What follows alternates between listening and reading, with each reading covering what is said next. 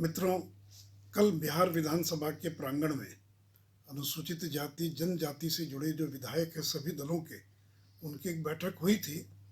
और उन्हें कुछ मुद्दे उठाए हैं। मैं उन मुद्दों के बारे में इतना ही कहना चाहूँगा कि केंद्र की श्री नरेंद्र मोदी जी की सरकार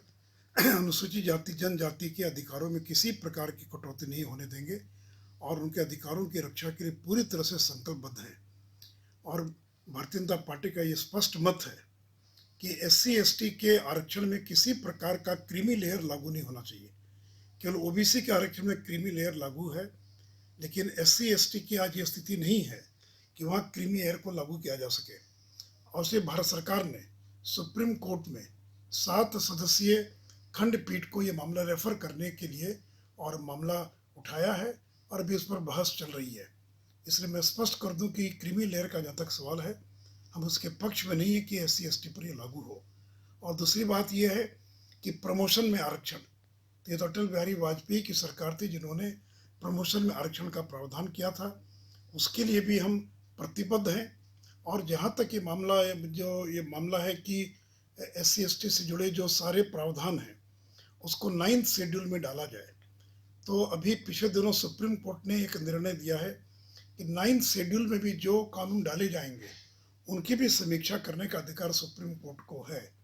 लेकिन मैं ये स्पष्ट करना चाहूँगा कि वो चाहे अनुसूचित जाति जनजाति अत्याचार निवारण अधिनियम हो,